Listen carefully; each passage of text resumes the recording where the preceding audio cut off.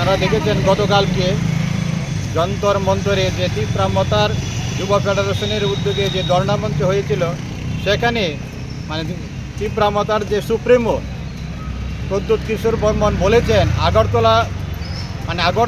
উনি আগরতলার মালিক এবং আগরতলা বাসিন্দারা হলো ভাড়াটিয়া।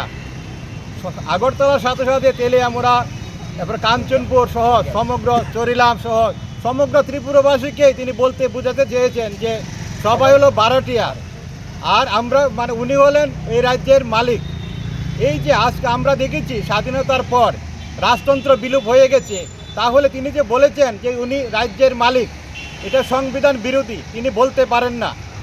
একজন আমরা যে রাজ পরিবার উত্তরদেরকেই এইভাবে বাঙালি জাতিকে বলে অপমান করেছেন যে উনি মালিক বলে, তাই আমরা এই ব্যাপারে তীব্র নিন্দা জানাচ্ছি, ধিক্কার জানাচ্ছি ওনার বক্তব্যের বিরোধিতা করে।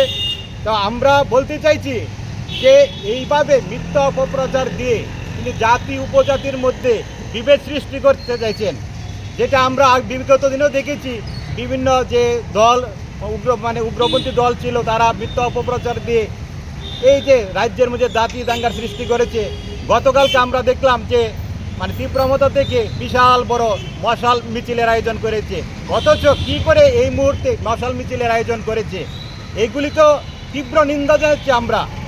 এবং আমরা দেখেছি যে গতকালকে যখন এই যে তীব্রামতা সুপ্রিমো এই নিজেকে ত্রিপুরা রাজ্যের মালিক হিসেবে দাবি করছেন, তখন এই যে ত্রিপুরার সাংসদ কৃতি সিং সেখানে উপস্থিত ছিলেন, যিনি বিজেপি শাসক দলের একজন সাংসদ।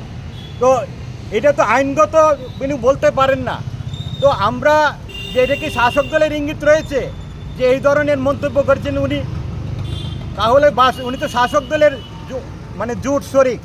এইভাবে তিনি বাঙালি জাতিকে অপমান করেছেন, আগরতলাবাসীকে অপমান করেছেন, এটা আমরা মেনে নিতে পারি না। গোটা রাজ্যবাসীকে অপমান করেছে, কারণ আমরা বাঙালি দল বাঙালি জাতির অস্তিত্ব এবং তার সাংবিধানিক অধিকার রক্ষার জন্য আমরা আন্দোলন করছি। আমরা কোনো জনগোষ্ঠীর বিরুদ্ধে আন্দোলন করছি না, আমাদের ভবিষ্যৎ প্রজন্মকে বাঁচানোর জন্য আমাদের আন্দোলন।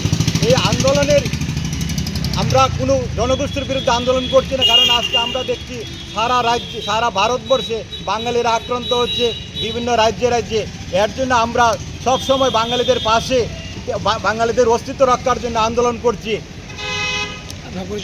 আমারও বাঙালি দলের যুগ্ম সচিব।